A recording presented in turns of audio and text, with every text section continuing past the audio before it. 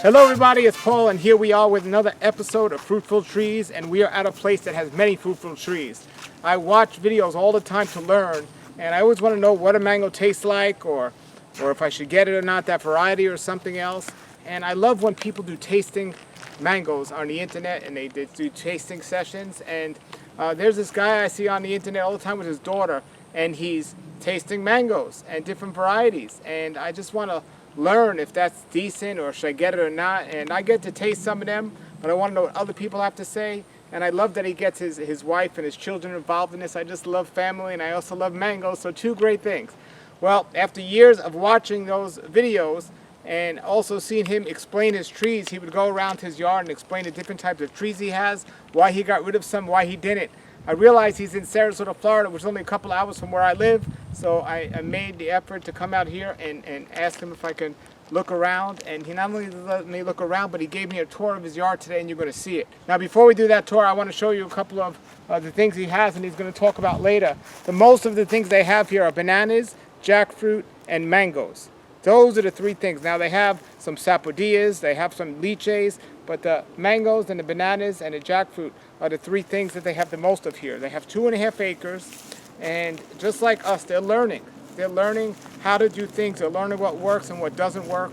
And you can listen to a lot of people about learning, and I do recommend you learn from a lot of people. It's experience, but the best way to learn when you're gardening is to try it yourself, because everyone's environment is different, and there's so many different variables when it comes to growing. So when you apply it yourself, that's the way you're going to learn the best.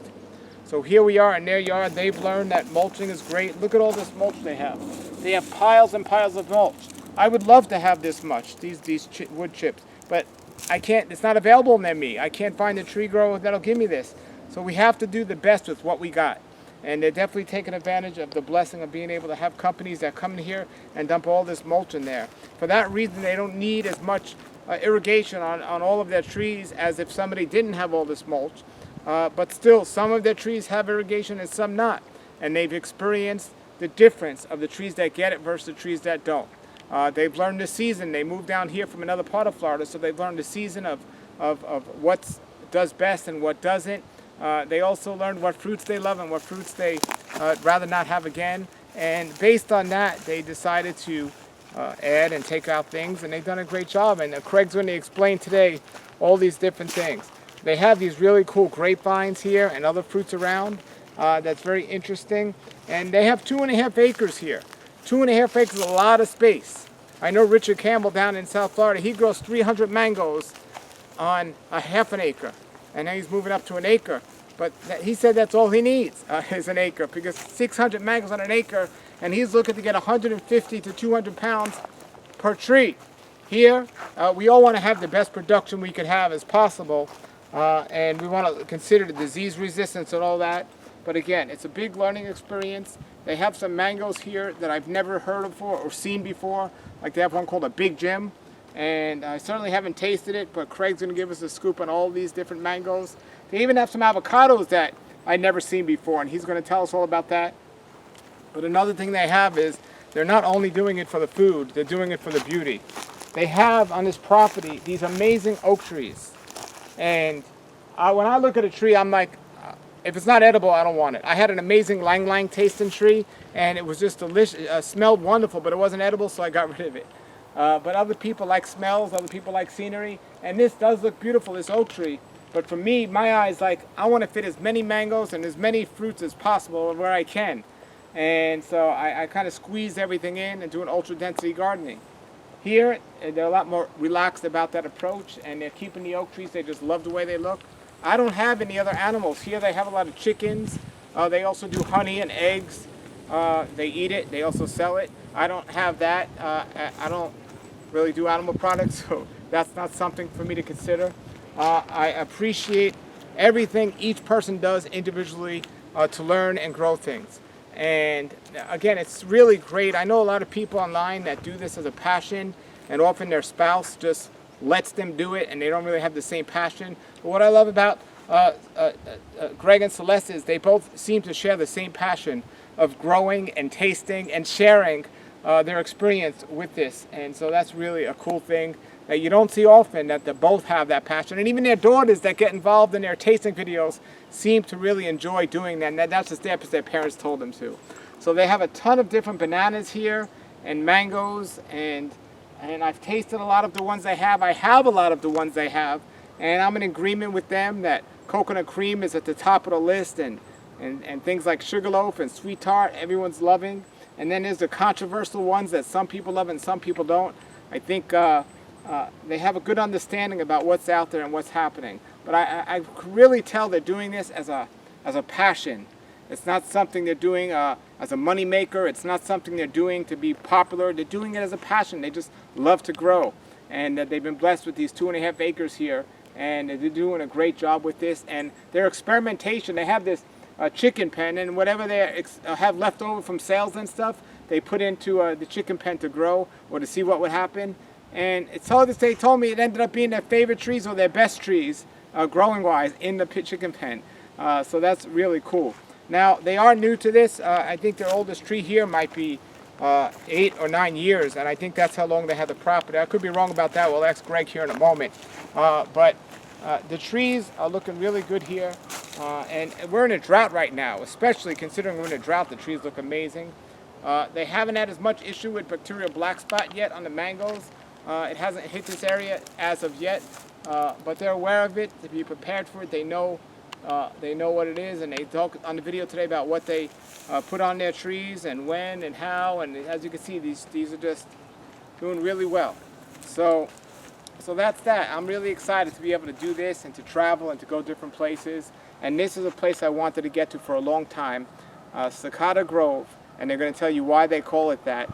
And it's pretty cool. And also they're going to show you around their nice property here. So check it out. Hello everybody, it's Paul with Fruitful Trees, and I'm so excited to be here today in Sarasota, Florida with Craig and Celeste of Cicada Grove.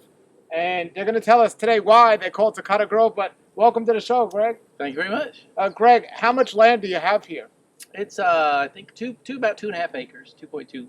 2.5 acres. We're going to show you how much you can plant on 2.5 acres, and there's even more space to plant more if they had to, but this is the channel. Your channel is wonderful. Thank you. It's great. So how long have you been doing this? We've been on this piece of property for almost 10 years. 10 years. Coming up on 10 years, I guess this fall will be 10 years. Did you start planting when you got on the property, or were you here? Pretty much immediately. We've actually had, on our previous property, we were up near Gainesville, and we planted what we could up there, which was somewhat limiting because they get hard freezes. And so we're looking forward to being below the frost line. And we had plants in, we actually came down here and lived a few months in an apartment while we were looking for a house. And even then we had stuff in pots waiting to go in before we moved in. So we were putting stuff in the ground before we had unpacked our bags. So. Did you specifically come down here to grow, or was there another reason? Well, I came down, I have a job, I actually work for the state, I'm an entomologist. But we definitely were looking for areas where we could grow stuff. So okay, I'm a very worldly, well-known guy, and I know a lot of things in the world. What is an anthropologist? Entomologist. Oh, entomologist. I study insects. Oh, insects. I'm actually okay. the fruit fly identifier for the state. Okay, well, we learned something new today. I never knew what that was called, but very cool.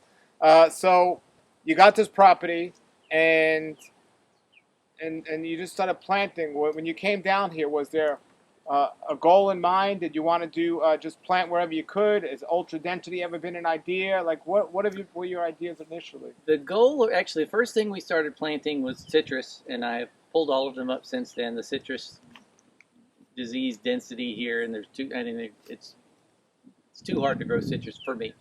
I was wanting it to feel more like botanical park rather than a grove. I didn't want everything in rows. I wanted stuff spaced out where it was kind of comfortable to walk through it. We had small children at the time. We wanted them to be able to run around and have space to run. So the original plan was kind of having the back quarter of the property just have the kind of some trees that we wanted. Again, started with citrus, and then it just kind of expanded and expanded and expanded to where now it's hard to find places to stick things in where they're gonna feel right. So, of all the fruits you have right now, is mango the most?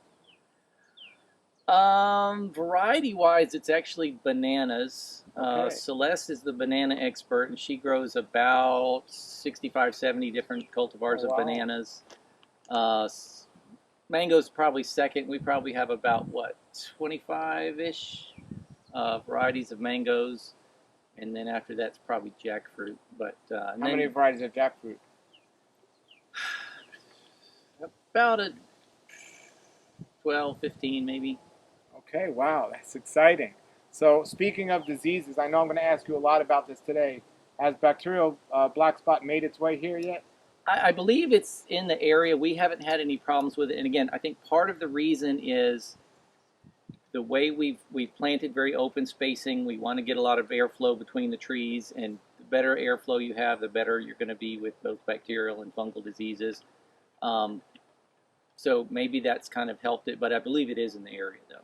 Well, we're about to go take a tour around this amazing property. Now, with your trees, do you just want them to grow as big as possible, or do you have a goal to keep them at a certain size? I only own one ladder, and so the goal is to keep everything where I can pick it from that ladder. So, yeah, most of my stuff I try to keep between about 12, 15 feet maybe maximum. Okay. All right, thank you. We're going to start the tour now. Here's sort of experimental area that, well, our daughter has a guide dog, and that's its running area. So nothing, well, actually I do have some jackfruits planted in the back of there that were seedlings from a really good one that I got down on Pine Island, and I planted out some of the seedlings, and they produced last year, and some of them were really good. A couple of them were not that great. So overall, that's a question I get on my show is jackfruit seedlings versus grafted trees.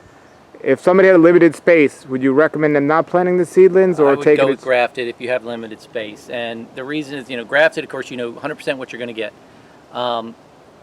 With jackfruit seedlings are going to be more, if you take mango seedlings, you can plant out 1,000 mango seedlings. You might get one or two that are really good from it. With jackfruit, if you plant out 1,000 seedlings, you're probably going to get 300-400 of them that are good. So your odds are way better with a jackfruit seedling. But again, if space is limited, get a grafted one. They grow actually a little bit slower than a seedling, but it's like set you back a year maybe. But it's worth it to get a grafted one because, like I said, I had 4 seedlings from this one really good fruit. One of them is excellent. One of them's pretty good, and 2 of them are probably going to get top worked. So, got ya.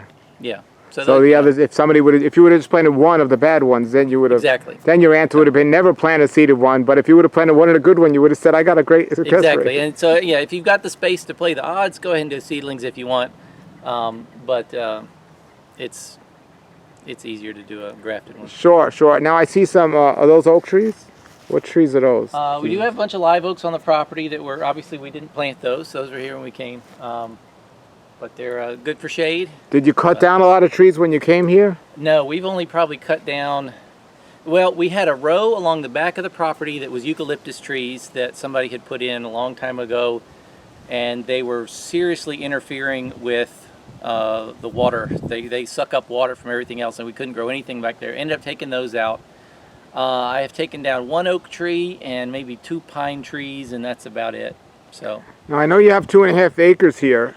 But when you see something like this with these oak trees, are you like, oh, I like the shade, or are you like, oh, one day I'm going to have to get rid of those to have more space? I don't plan on ever getting rid of a big oak tree. Okay. I've got a couple of these other smaller, scraggly ones up here, maybe someday, but a nice big oak tree, I'd never touch that. Okay. All right. What's next?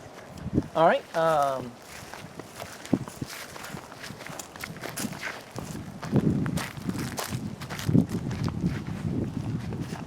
Guess we can talk about this.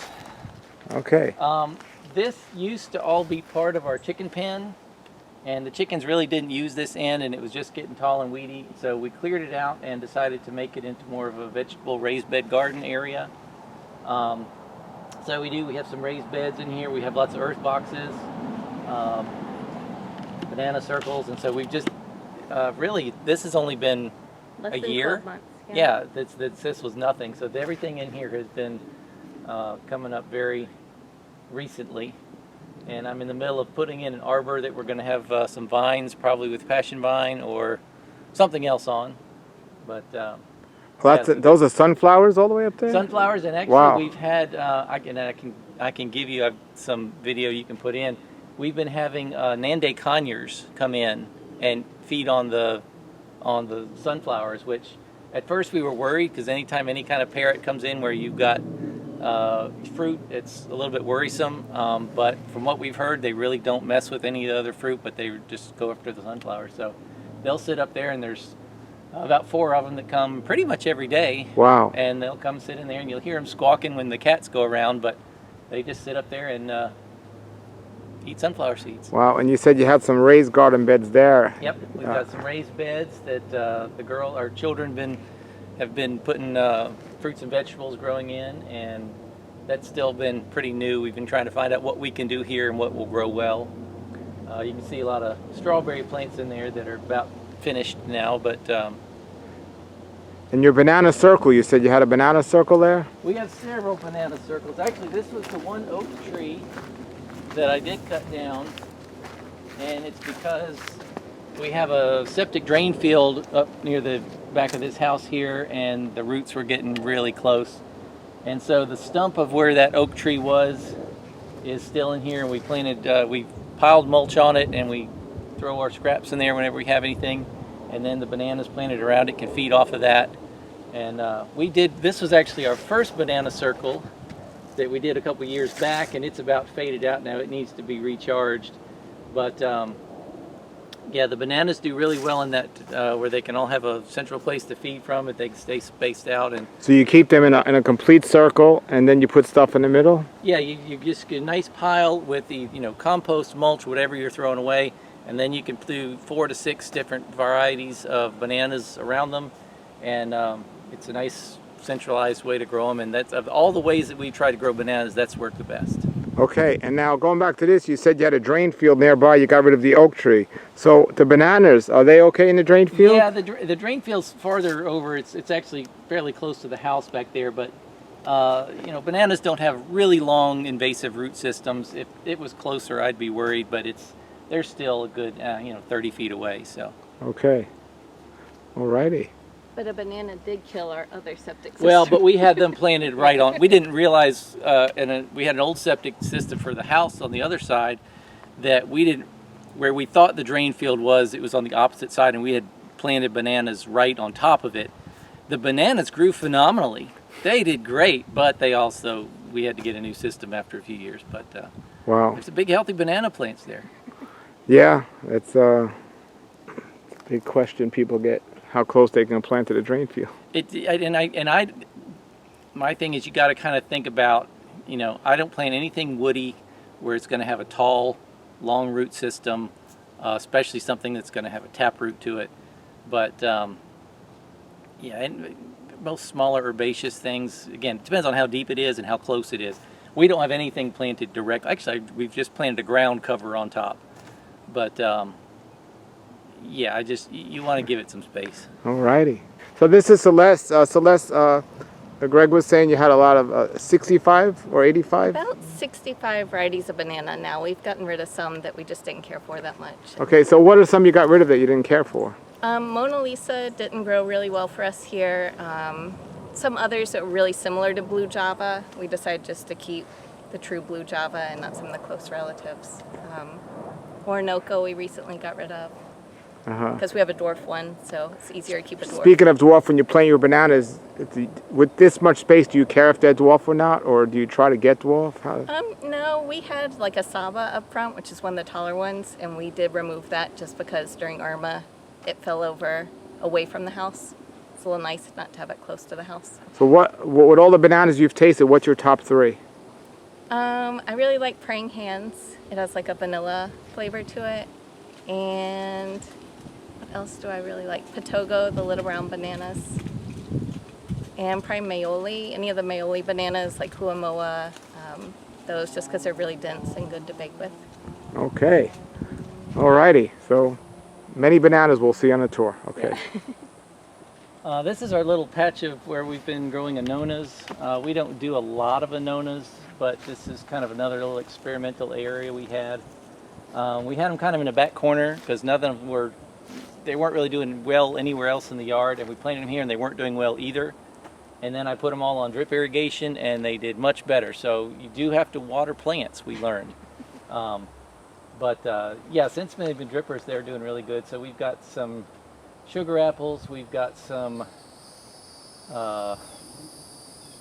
Adamoyas, what's the other one I'm thinking of? Custard apple, Custard. Rolliniya. Rolliniya, that's the one I'm Oh, you got Rolliniya. Did you get any fruit off that one yet? Not yet. Okay. And then we have a weird Annona. Somebody gave us a seed of. Okay, and so before you had the drip system, how often were you watering them? Well, it depends on the rain, obviously. When it's, when we have our wet season, you really don't need to water much. And then we get these long, dry winters and springs. And so we were probably maybe every other week, which is why they weren't doing well. Like for the whole week or once a day? Every other week? No, once every 10 to 14 really? days kind of a thing. Which, again, it's enough to keep it alive, but it's not going to thrive. Got you. And then we put drippers on, which they don't give them a lot of water, but it's a lifeline, and it makes a big difference that they never fully dry out. So sure. So they're doing well there. How many Annonas do you have there? Oh, maybe 8. 8. And the spacing on that, how far apart do you normally keep those? Well, that depends on who plants them. I planted these. I like to try to plant everything at least 10 feet apart. Okay, you like to plant everything 10 feet apart. More towards 15.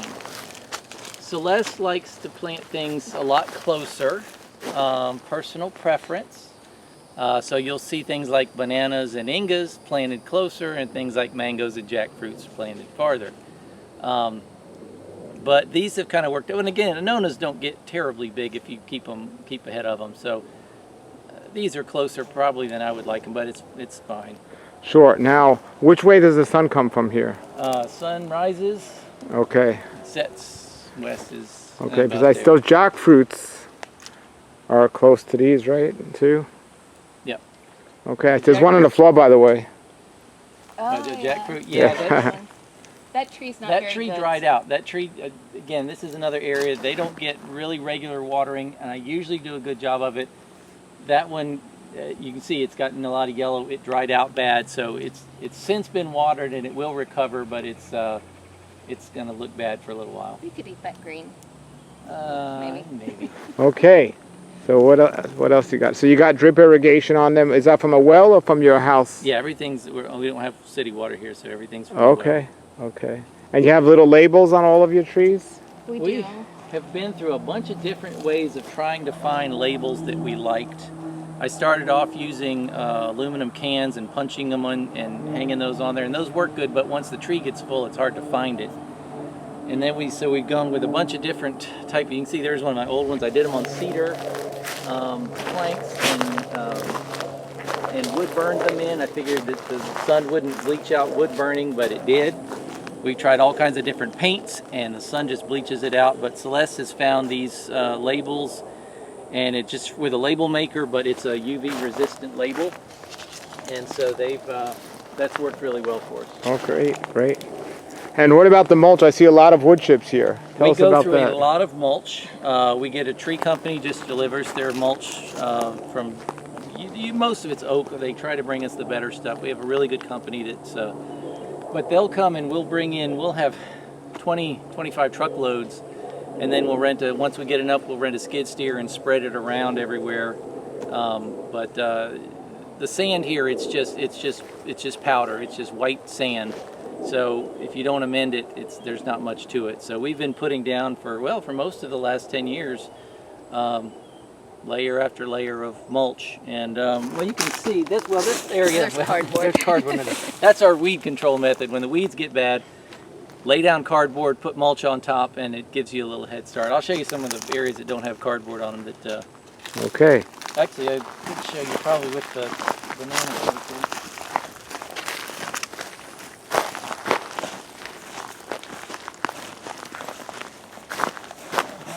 Cardboard under it too. I've cardboarded everywhere. Here you go.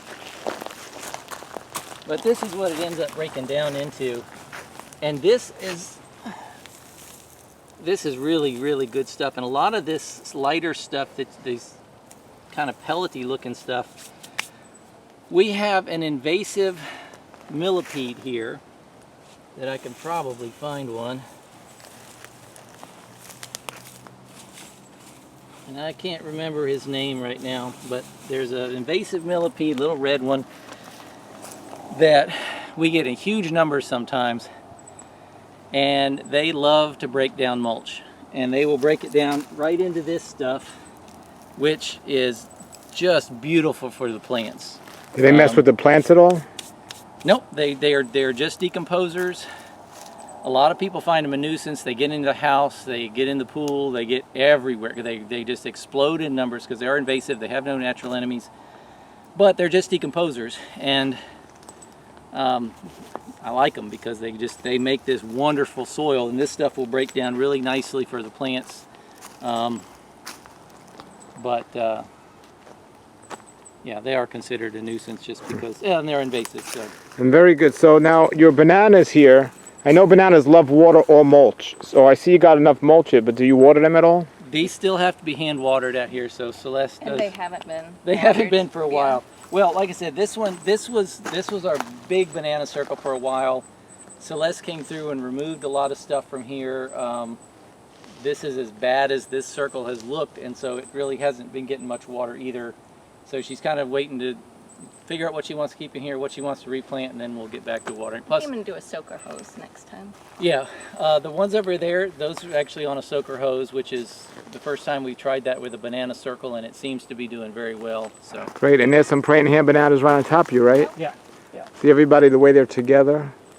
They're little bananas that are stuck together, very cool. Yes. Okay. How about raccoons or other squirrels? Do you have any issues with those here? How do you take care of that? Well, for the squirrels, we have cats. So we have 4 cats that live on the property, and for a while they were really, really good at keeping the squirrels away. Now they've gotten a little older, they're a little lazier.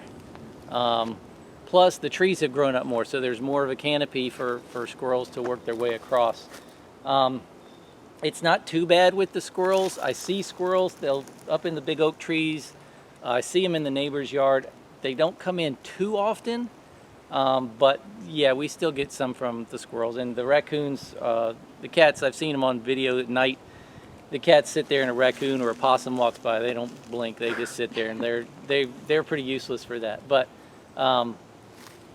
it's not too bad. It's we did have a lot of issues with them with getting the chickens, but now we have the electric fence up and haven't had any other issues with them. So Okay, I'll be sure not to touch your fence. Very good, okay. This is a lot of mulch, by the way. I'm standing on like a hill here. Yeah. Wow, that is a we'll lot. have them pile it up at the back of this road right here as well, where they pile it. And it'll go around the corner, and it'll be this tall, and it'll go from around the corner up to just past where we're standing here. So Wow. we get a lot of mulch, and then we'll spend a whole weekend, rent a skid steer and just spread it out wherever we can, and then start over again. So.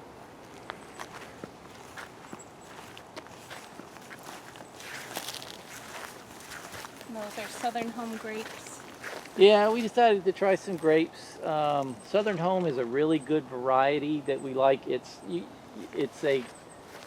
a hybrid between muscadines and a bunch grape. Bunch grapes don't grow in Florida because we have a disease called Pierce disease, which is vectored by a leafhopper, and basically it just kills them pretty quickly. Muscadines are resistant, so they do fine. This is, I think, 3/4 muscadine and 1/4 bunch grape, but it's got a really, really, really good flavor, and it's been pretty productive. We've had these in for 6-7 years maybe. Now there are some people actually that grow mangoes like this now. Yeah, they actually, I've seen how if you've ever seen how they grow them in Japan, they're grown even lower than this. They grow them in greenhouses. They grow them about 1 foot high. They spread the branches out, and then when they fruit, they actually put them in little socks and hang them up above the plant so that they get full sun, because they want them to get the most color possible. But it is a lot more work. Yeah. Yeah, it's pretty cool. Nice grapevine you got here. And here Jackfruit. there's jackfruit in the back. Yep. All different jackfruits. All right. And at some point, do you trim the jackfruits as well? Or? Yeah, these have been topped out. You can see they're kind of low and round. They've been topped out a couple times. I try to do it every single year. Last year I didn't keep up with my pruning schedule, but and the seedlings back there, you can see they've never been topped out. They're going to get it this year too. So. Of all your jackfruits, which one has been the most productive? Bangkok lemon. Bangkok lemon, yes. I don't think it's not necessarily the most productive, although probably, but it's been the best tasting, the best. We've had a lot of problems with jackfruits that we've gotten that were not. They were grafted, but they were not what they were supposed to be. The Bangkok lemon, though, definitely is. That has been our best one, best tasting mango, best tasting jackfruit. Yeah. And, yeah, it's amazing. And it has been very productive as well. So. Yeah, that's great. It is a wonderful one. All right, and here we are upon our exciting first mango tree. First mango. And looks like a Indian mango, huh? Mahashanook. Yeah, yep. Mahashanook. And this tree has been very productive. It needs to be reshaped. It's getting kind of gangly. Yeah, this is one. It's not my favorite one overall, though some people, but it is very productive, and a lot of people like it. So. And it's loaded. You have, especially in the bottom there. It is a very productive tree. They come fairly early, and they're pretty nice shape. Very nice. And do you have your mangoes on irrigation here? Most of them have drippers. Again, that's just kind of a lifeline to keep them going. Mangoes don't really need much irrigation other than when we have these really, really long dry periods. And especially when they have fruit on them, it's nice to give them some water because they're using more. But we'll still hand water our mangoes, once or twice a week, probably. When it's so dry. When it's this dry. I'm scared that if I don't water them when the rains come, they'll split. Yeah. So I kind of want to If it's been really, really, really dry and then you get a lot of rain all at once, the trees kind of don't know how to take it up. And they take it up too fast and the fruit splits. But and when it's holding fruit, like early fruit, yeah. I think it drops less if you water them. So we try to give them some extra. But again, most of them, almost all the mangoes, I think now are on drippers. Now, there's this big, beautiful oak tree that's kind of, it looks like it might be in the sun of some of your mangoes. Is that the case? In the path? Oh, I'm sure, yeah. As far as shading them out? Yeah. They don't get the morning sun. Well, yeah, it blocks the afternoon. morning sun, but they get midday. Yeah, we don't have any. There's no mangoes. That's a beautiful tree, by the way. Wow, that's gorgeous. Yeah, that's the biggest one we've got. We like that one. Wow. What about your trees? Do you spray anything on them? Do you use any? Only thing I use on mangoes and really anything else is I will use sulfur and I will use copper when the blooms are out. So powdery mildew on the blooms, and again, I usually just do that until the fruit sets. And that's pretty much the only thing we do with mangoes. What about in feeding it anything? You give it any? We'll usually put on just potassium, so you can get potassium sulfate, and that's about the only thing we ever give them. And that's calcium, I guess, and trace mineral stuff. Occasionally, when I do the sprays, I'll add like a trace mineral spray to it, or put some iron in there, fish emulsion, things like that. That they get a little bit of, but. Mostly, the only thing we put on in any amount is potassium, and that's just to help it hold more fruit. Okay, and so, what's this mango here? This is Glen. Oh, beautiful.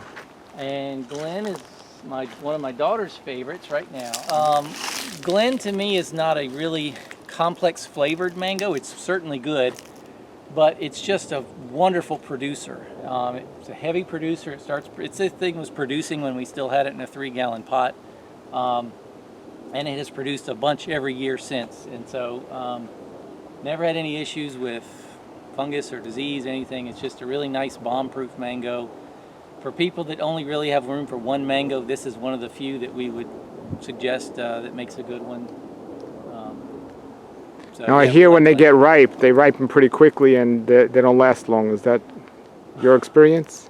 They do ripen quickly, but But they're good a little overripe. But yeah, I mean, there's and a lot of mangoes. Some of them are forgiving and some are not. Some of them, the window for them being good is very narrow, and some of them it's really broad. This one's kind of in the middle, but it's easy to tell when they're ripe. The color break on them is very obvious. They'll drop off in your hand when you touch them, and so yeah. I mean, I lose a few on the ground every year that I didn't get to, and they dropped off before I found them. But then usually raccoons have gotten them before I get them to them. Yeah, I go to different places and I find the bigger yards people have, the more they might miss. Whereas if somebody has a small yard, it's easy to just take a look around. You just got one tree, you're probably out there numbering them on the tree before exactly. they're ripe. So yeah. Okay. And what's that? There's a dead tree back there, or is that just dormant? That is it was a jackfruit. It was one that was supposed to be an Excalibur red. We bought it as a grafted Excalibur red. It was not red.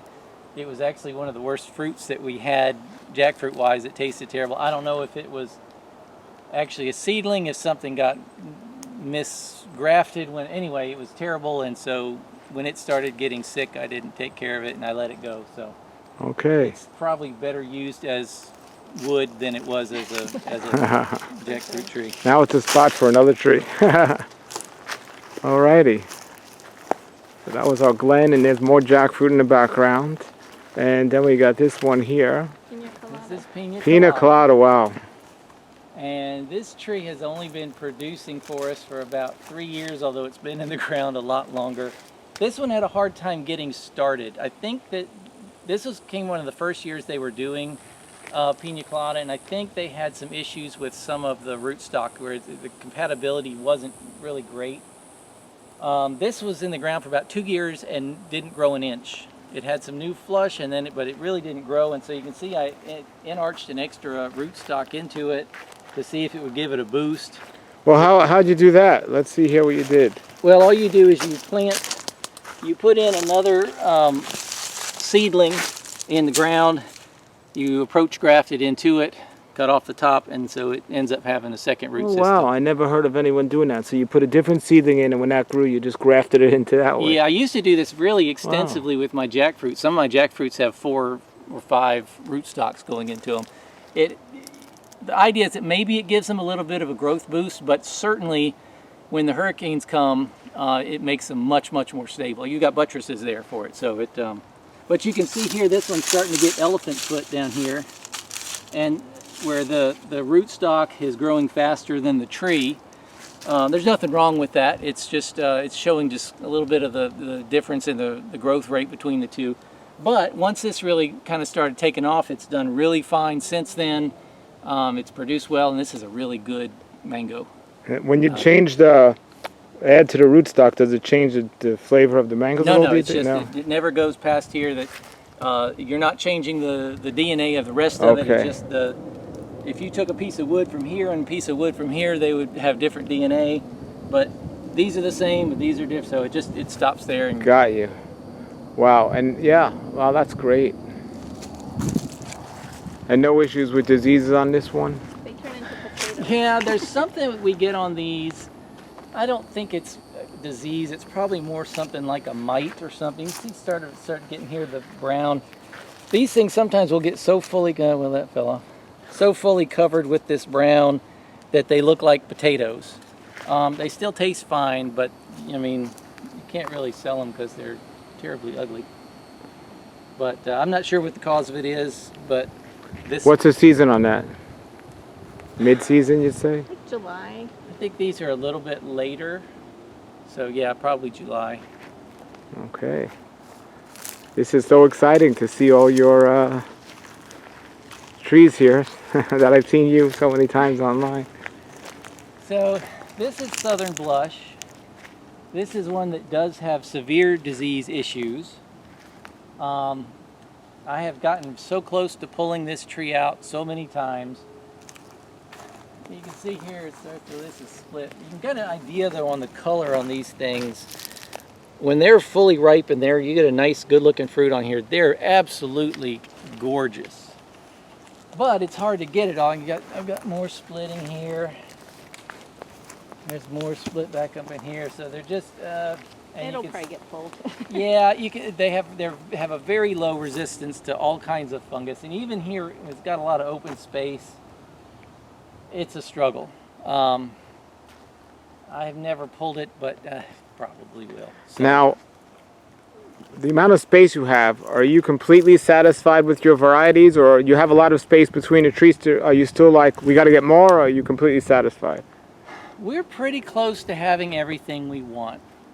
At this point, we have one or two spots where maybe we could stick in another tree and it wouldn't really feel like it was in the way. More likely, we'll start pulling out some of the stuff we don't like and replacing it with some new things. But I wouldn't want anything tighter than this is here, because even this, I mean, you know, well, this one's not, but they're going to fill in more and get a little bit bigger. But that's, I mean, the peach cobbler there is that's actually bigger than I like them to get. So it's gonna. Now, when you say pull them out, are you saying top work them or go get rid of them? Top work them. Yeah. Okay, okay. Just want to clarify that. Okay, and there's more jackfruit back here. And this is new this year. I think That's I'm gonna do this. Allen Parvanishes. Oh, Allen Parvanishes. Okay, got a new tree here. These, anytime we try one that we really liked the year before, and that was a really good mango, we need to get one. So that we had an Allen Parvanishes last year that was really, really good. So we figured, we need to try it. And you got that as a 3-gallon? Mm-hmm. Yep. That's only Okay. been in for a month or two. Oh, nice. So. And you're mulching up to the bark here, or is that just the way the wind took it? I try to pull it away a few inches, but Yeah. sometimes it touches. It's so dry right now, it's not Sure. that big of, I mean, with citrus, I know that's a really big deal to keep the trunk clear of mulch. Most other stuff's not that sensitive, but yeah, we try to keep a foot around, but when it's this dry, it doesn't matter. Are these edible here, or is this just That's ornamental? loquat. Loquat over And there? I used to have a loquats going all the way down the fence. And then during, was it Irma or one of the other hurricanes, we had some standing water back here and it just wiped them out. I know that avocados are really, really sensitive to standing water. Jackfruits are supposed to be, but they were fine. But the loquats and the passion vines really just got decimated with the standing water. So we've replanted a few back. I mostly grow loquats out of sentimentality. That was one of the things that we grew up near Gainesville. My kids grew up eating the loquats. Some of these are grafted from ones that I got seedlings up there that were good ones, and other places that we go, oh, that's a good one. Take some budwood and, you know, kind of. So it's more sentimental than anything else, but it's also a nice real early fruit, so you can have it during the winter.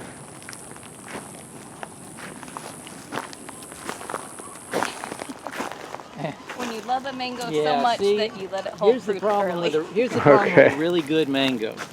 This is a sugarloaf, which is a tremendously good mango. It tastes like a super, super sweet pineapple. It's really good.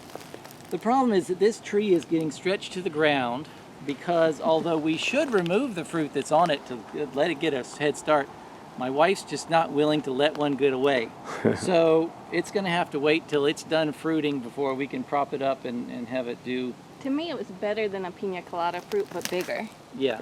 So, We had some it's of one of these my favorites. last year or two. Well, it's been a couple years now, but that's a really, really good. It's very sweet, very smooth. That's Candy-like. a really good. Do you have 2 of any one mango tree, or No. okay? Not yet. We though. Okay. should. We'll probably get more than one of this. Yeah, that Another coconut cream and maybe a PPK. Maybe.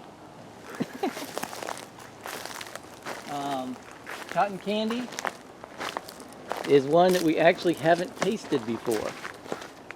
It's supposed to be a really super, super sweet mango with a brick score higher than any other mango. And Well, you got some on there this year. we got some on there. We had some last year, but apparently it's a fairly late mango, and it was lower down last year, and I knew the raccoons were going to get them because they were too close to the ground. And so I picked them early. I lost my patience, and I went ahead and picked them, and they didn't ripen. They weren't ready. So But they were still sweet, even though they were still sweet, late. but they weren't good yet though. That's fruit punch. Fruit punch. Fruit Punch, another very good mango. A lot of these are Zills varieties that, all the ones with the catchy names, coconut cream, cotton candy, all those kinds of, those are all came from Zills, and they have put out some tremendous mangoes through the years. Fruit Punch is another one of theirs, and it's excellent. It's looking really good this year, very productive. It's another fairly late one. For us, I see other people harvesting. Yeah, them now. and our stuff kind of does on a little different time scale than other people, but ours were really late last year. But very good. Nice big mango. This is Sweet Tart.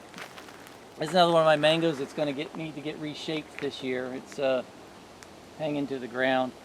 This is another one that produces very heavily. It's an excellent mango. They're a little on the smaller side, but it produces a lot of them. And but fairly late. There's a couple of the later ones that I'll get some anthracnose problems with. I'll start getting the anthracnose spotting on the fruit. And I'm thinking this year I'm going to try to go when it starts getting closer to that and spraying with sulfur late in the season rather than just early, and see if that makes any difference. But I haven't tried that yet. Most people tell me this is their favorite tasting mango that I interview. It's good. It's favorite. Ask them if everybody tells you, ask them if they've had a coconut cream. That's your favorite, I take. That's her favorite. That's actually not my favorite. My favorite is Popukile. Okay. But coconut cream is there's no arguing with it that's top This shelf fruit sells mango. well. Yeah. And this was what, your peach cobbler? This is peach cobbler. I haven't heard of many other people that grew this one. This is one that's a really big, when I mentioned that we had a bunch of eucalyptus trees cut down, when they did, they dropped one and it split this tree right down in the middle. And I figured it was just dead. You know, we tore off one half of it, left the more vertical half there, and it has completely grown in. It's you can't even tell. There's not a mark on it where this is. It's a really vigorous grower. I have to prune this one vigorously. If you have a small space, this is not a good mango for you. I like fast-growing mangoes. I like Valencia Pride. I like the ones that are going to give me something to cut off every year. But it is a little bit more maintenance. But I like it. You get a nice, thicker, heavier trunk. It's a sturdier tree. This is a good fruit. It's not in my top 10 even probably, but it's good, and it produces heavy. It is another one. It's another heavy producer. Peach cobbler. I hear it doesn't even taste that much like peach. Or does it? I hear people say it's like tangerine, but I get hints of peach cobbler. I don't know. Maybe that's all mental. There's something to the name. If you called it banana, your brain would probably, if there's any tones of banana in there, your brain is going to make those stand out. To me, it tastes like peach cobbler. But I've heard it's peach cobbler. If you gave it to me without a name, it tasted, I don't know that I would pick it out, but I can taste peach cobbler when I taste it. And I taste the peach, I taste kind of the cinnamon spiciness of it and the sweetness, and it tastes to me like peach cobbler, but that's already in my head. So who knows, how much of that is an influence. Okay, here's our next. Ice cream. Ice cream is a very spicy mango. And to someone who's never really had lots of mangoes, a lot of times they don't like the spicy mangoes. I didn't like spicy mangoes when I was first trying mangoes. Now, these are the ones that the mango connoisseurs really like. And ice cream, I've known several people who were mango experts that this was their favorite mango. And it's good. There's no doubt it's good. It's a little bit of finicky tree. It is not super resistant to anthracnose. I think this one's done well. Again, it's got a lot of open space, a lot of airflow around it. If you pack this in with other trees, it's not going to do as well. This fruit are small, but they do, and they don't really change color much. They will yellow up a little bit, but not much, so it's kind of hard to tell when they're ready. But they are excellent. They are. It's a very good spicy mango, very unique flavor. highly prized by some and disliked by others. So Sure. Now I wonder why they call it ice cream if it's spicy, because ice cream is not usually associated with spice. yeah, I don't know. But they're easy to identify. These leaves are normally skinnier on the ice cream tree than Yeah, other there's a trees. thinner leaf. And there's supposedly a dwarf tree, but a dwarf tree doesn't mean necessarily dwarf because they can grow really tall. How old is this one?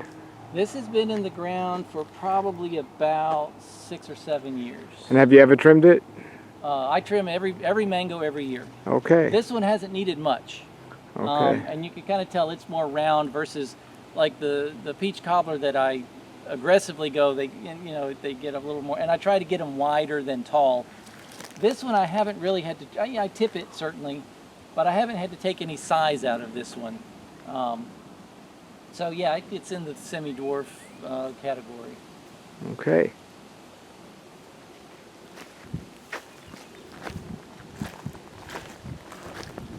Another new one. Pineapple pleasure. Pineapple Another Pleasure. new one. Pineapple Pleasure. Yes. This is another It's a one pleasure. that, we've had it before. It's a good. Obviously, it's a pineapple flavored mango. We've always liked it, just never put one in the ground, and then we finally had. I think we had a really good one last year, and said, "Oh yeah, we need to have one of those." So, new tree.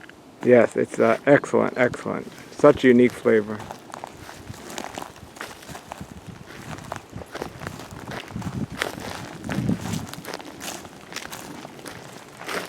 Now, do you just stick bananas wherever, or do you plan this spot out? No, that was a piece of acorn that didn't get hauled to the tortoise pen that sprouted. Yeah, we get a lot of those too. So you don't even know what kind that is, or? I think it's a Manzano, but I'm not sure. But I did have bananas between. So this whole row was bananas. And then we really started liking these mangoes that we had just stuck on the back fence. So I moved all the bananas. All right. Yeah, this whole back area here is kind of the red-headed stepchild mangoes back here that didn't get the attention, or that we just kind of, well, I don't want to throw it away. Let's see what it does. This one is one that it doesn't have a name. It's a seedling selection that came from the repository in Miami, and it's a seedling of Tyler Premier. There's some people call it Tyler Supreme. It produced very heavily last year, but they weren't good. And it was the first year it was production, and sometimes the mango's first year isn't that good. And I think we picked them late. This year it doesn't. I had to whack it down. I cut at least half of this tree off because it had fallen over from the wind. And this is another fairly vigorously growing one. But we got a few on it this year. We're going to try to pick them earlier and see if they're. Obviously, they have to be good. The repository in Miami has hundreds and hundreds of varieties, and they do a lot of seedlings, and they have a lot to choose from, and this was one of the ones that they picked and said was good. So I'm sure there's some quality in there. We just haven't figured out how to pick them yet. And this was one that for years we called Beverly until it produced fruit, and it's not Beverly. We think it is what? Valkyrie. Valkyrie. Which again is another one that I wouldn't mind having. Valencia Pride is one of my favorite ones, and of course Carrie is excellent. So this is supposedly a cross between the two that has the best of both. So yeah, well, I don't. Yeah, it did produce last year. That's how we knew it wasn't Beverly, but I don't remember what they tasted like. But it's got a lot on it this year. So looking forward to that. The squirrels get this one a lot. Yeah, the problem is this backs right up to the neighbor's yard, and they've got trees that come right up to the edge, so it's very easy for the squirrels to climb through without having to brave the cats. So they do more damage back here than they do other places. What about neighbors and just people in general? Do they tend to get some of your mangoes over the fence, or that's not an issue? The people live back behind us are best friends. The people that live over here, actually on the other side, are renters who, like I said, it's really thick, and they can't even probably get to the fence from it's so thick there. So we haven't had people problems ever. It's just animals. Okay. This is Chacanon, which is claim to fame is it can do more than one fruiting per year. The miracle mango, right? But It fruits once for us. Yeah, again, everything back here this is the least, nothing's on irrigation. Rarely gets watered even back here. I don't think we have a hose that'll reach all the way back here. Oh, well, there's irrigation we just put in for a few things that are now on irrigation. So some of these might eventually get it, but for years they've just been sitting back here to survive, and they've survived, but not much else. So we don't get much fruit off of them, but this year actually some of them are doing pretty well.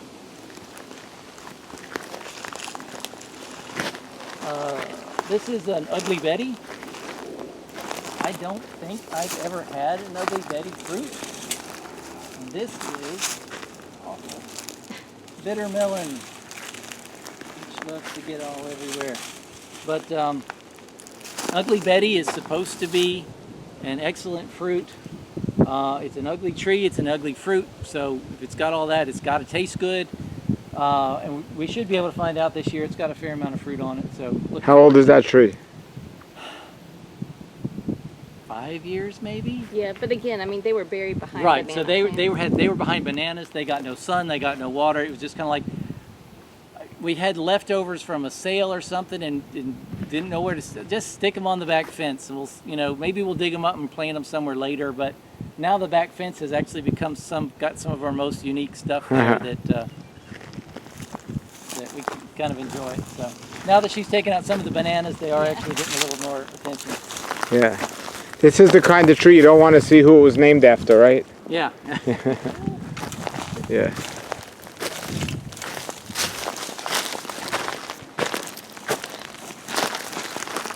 Odorata. Yeah, I've never shown the Odorata on a tour.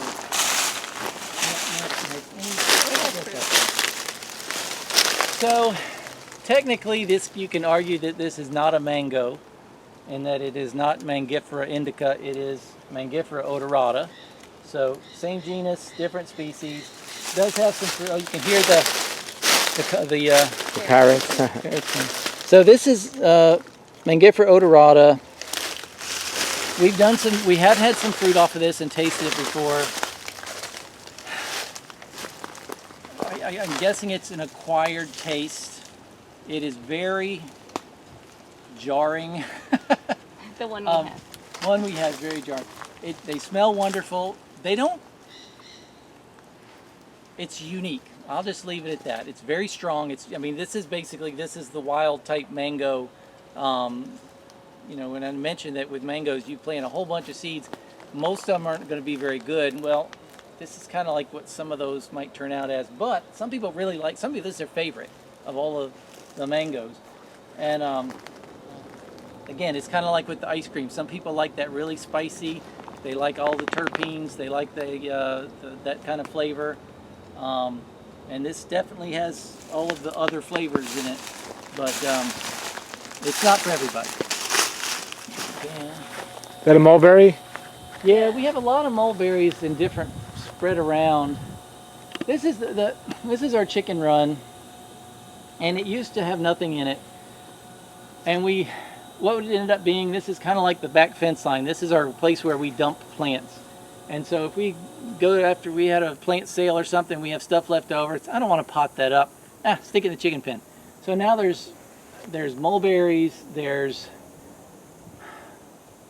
Ice cream bean. Ice cream bean. There's guanabana. There's star fruit. There's jujube. There's just all kinds of stuff out there. And we kind of put them out there just figuring, they might live, they might not. Almost every one of them out there has done excellent. I think the chicken manure, obviously they're getting lots of fertilizer. Mostly we have them there for cover for the chickens so hawks and things don't get them, but of course any fruit that falls off, they'll eat that right away. But yeah, there's several different mulberries in there that have done well, a couple of good ingas. It needs to be trimmed though, it's getting too tall. Nice. Caimito. We planted actually several different grafted caimitos, and all of them died. This is